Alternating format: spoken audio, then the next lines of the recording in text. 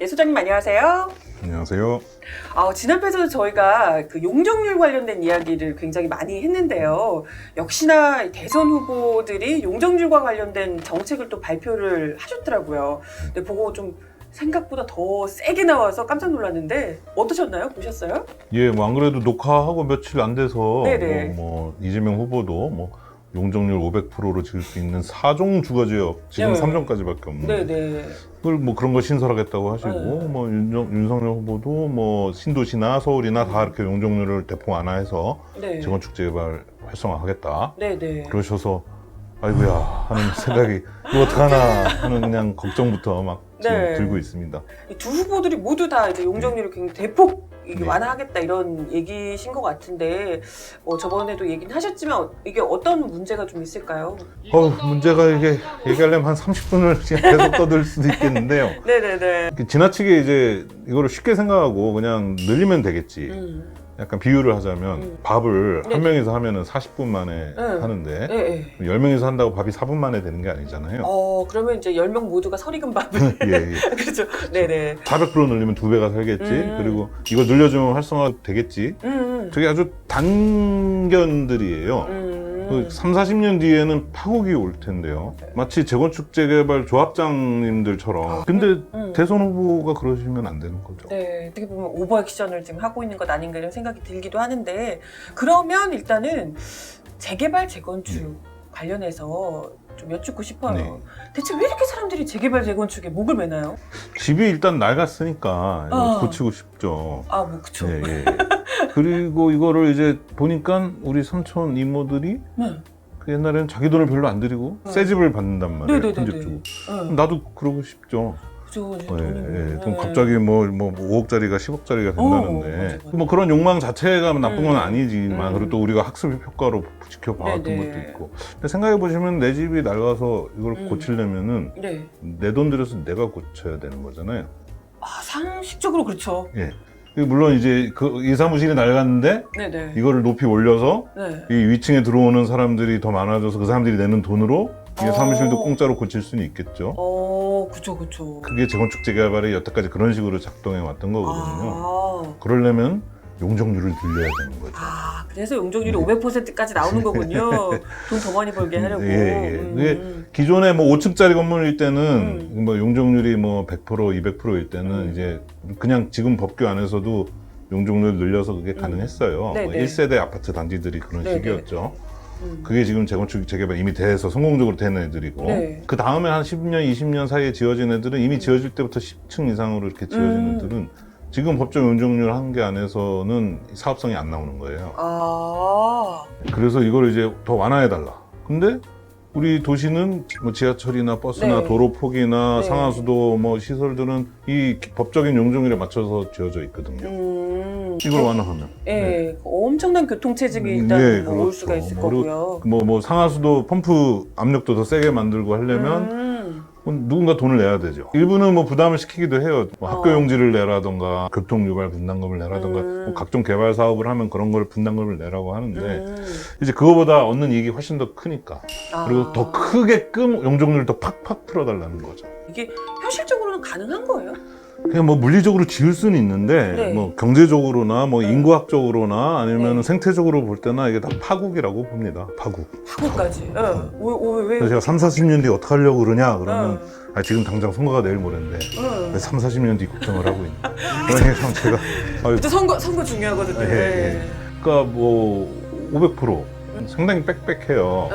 근데 뭐 우리가 뭐 원자력 발전소 몇 개가 터져가지고 인구 절반이 다 이 수도권을 와서 살아야 된다. 그러면 뭐 닭장 같은데 우리가 고통 분담하면서 살아야겠죠. 그게 아닌데 왜 자꾸 이 닭장 같은 데로 만들어가냐. 홍콩 같은 데 보시면 영화 천민밀 뭐 보셨나요? 네, 거기서 봤어요. 그 남자 주인공이 굉장히 좁은 그 단칸방에서 네. 살면서 이렇게 그 열악한 주거 환경 뭐 이런 게 뭐 영화 속에서는 낭만이었을지 몰라도 그게 우리 현실로 다가올 수도 있는 거죠. 뭐 굳이 홍콩 영화까지 가지 않더라도 우리나라 고시원이나 쪽방 같은 경우들도 뭐 주거 환경이 아주 열악하죠. 그런데 고시원 같은 거는 법적으로 주택이 아니에요. 뭐 다중생활 시설 뭐 이런 거거든요. 근데 이제 용적률 뭐 얘기로 돌아가면 네네네. 뭐 5층짜리를 15층으로 늘리는 3배가 늘었잖아요. 네. 그러면 이제 5층이 15층이 되면 10개층에 사람들이 더 들어오니까 그쵸. 이 사람들이 내는 돈으로 5개층 사람들도 새 집이 생기고 건설회사도 돈을 벌고 뭐 필요하면 약간의 분담금도 네, 내지만 이게 뭐 4억짜리 집이었는데 내가 1억 분담금 냈는데 나중에 시세가 10억이 되면 완전 거죠. 제대로 된 투자죠. 그렇죠. 자신이 들어가서 살지 않으면서도 네. 하는 경우도 있고 얼마 전에는 이제 그거를 투기꾼이라고 해서 실거주해야 된다고 규제를 하니까 맞아요. 직접 들어가서 오래된 집에 살면서 몇 년 버티면 새 집이 나온다. 네네네. 그 몸테크라고 하죠. 몸테크. 네. 아, 그쵸. 네, 그렇게 해서 이제 이게 작동을 해왔어요. 그리고 15층짜리도 45층이 될 수도 있어요. 뭐 어느 정도. 45층. 지금 뭐 70년대 지어진, 60년대 지어진 5층짜리가 이제 15층이 되고, 네네. 그다음에 80년대 지어진 15층짜리가 이제 지금 45층이 되고. 와. 근데 이제 45층이 나중에 135층이 될 수 있을까요? 그게 사람이 그만큼 되나요? 그 90개층 어치의 사람이 들어오려면 옛날에는 10개층 어치의 사람만 들어왔으면 되는데 옛날에 인구가 그렇게 서울로 몰려들 때도 10개층을 채웠는데 그거 9배를 지금 채울 수가 있나요? 그러니까요.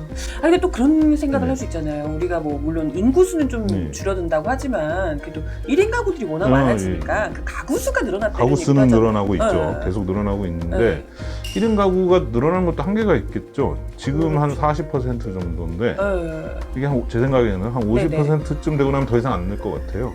왜요? 1인 가구도 네네. 3인 가구가 있어야 생겨나죠. 3인 그렇죠. 가구가 있어야 미래의 1인 가구가 태어날 거 아니에요. 그렇죠.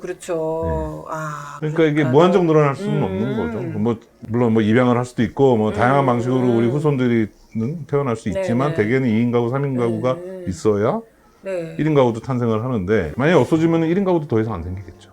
그러네요. 그러면 지금 이제 계속해서 지금 재개발, 재건축을 하자고 여기저기서 이제 얘기도 하고 지금 뭐 오세훈 서울시장 같은 경우에도 지금 공약으로 굉장히 많이 재건축 얘기, 재개발 얘기 많이 했다가 지금 진척이 되고 있는가요? 지금 그러고 있는 그러니까 오세훈 상황인가요? 시장님도 막상 당선되시고 나서는 이거를 함부로 진행을 못 하고 있죠.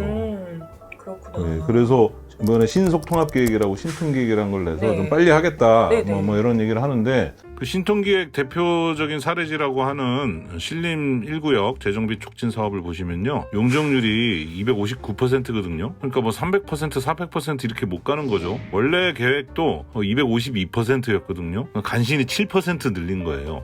선거 전에는 막 늘려주겠다고 해도 막상 이렇게 하려고 그러면 쉽지가 않은 겁니다. 그리고 세대수는요, 놀라지 마세요. 원래 한 4,400세대인데 400세대가 줄어서 한 4,000세대밖에 공급이 안 된대요. 그러니까 주택 공급 효과가 없는 거죠. 원래 살던 사람들 중에 400세대는 어디론가 가야 됩니다. 재건축 재개발을 활성화하면 집이 늘어나고 집값이 싸질 거다. 이런 얘기가 항상 통하는 게 아니라는 거죠.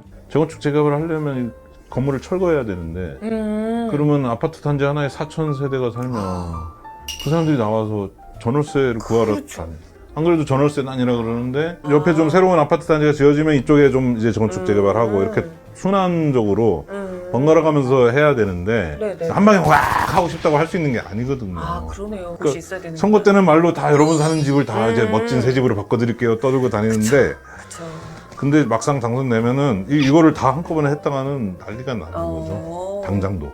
그러면 이 재건축, 재개발 이슈가 항상 따라오는 뉴스고 또 선거 때마다 이렇게 이용이 계속해서 되는데 이걸 어떻게 하면 좀 우리 현 상황에 맞게 잘 좀 진행을 할 수 있을까요? 1대1 재개발, 재건축, 용적률은 늘어나지 않는. 그러면 면서도 15층이면 15층. 예, 뭐 약간 늘어나거나 약간 줄 수는 있는데 그렇게 할 수 있는 방법을 모델을 만들어서 차근차근 조금씩 돌아가면서 연착륙 시키면서 그 외국 같은 경우는 이제 이미 이제 도시화라든가 인구 증가가 포화 상태가 됐었던 상황에서 이런 걸 겪은 나라들은 이제 아예 건물을 없애기도 하고 뭐 호수를 좀 줄이는 축소 재개발을 하던가 아니면은 뭐 예를 들어 업무 시설하고 섞는다던가 아니면 분양하고 임대 비율을 좀 조정한다던가 그 노력들을 계속 시도들을 했어요. 근데 우리나라는 그동안 7, 80년대, 90년대까지만 통했던 인구가 막 수도권을 몰려들고 막 핵가족화돼서 계속 인구는 늘어나고 이랬던 시대에 가능했던 공식을 가족 구성도 변했고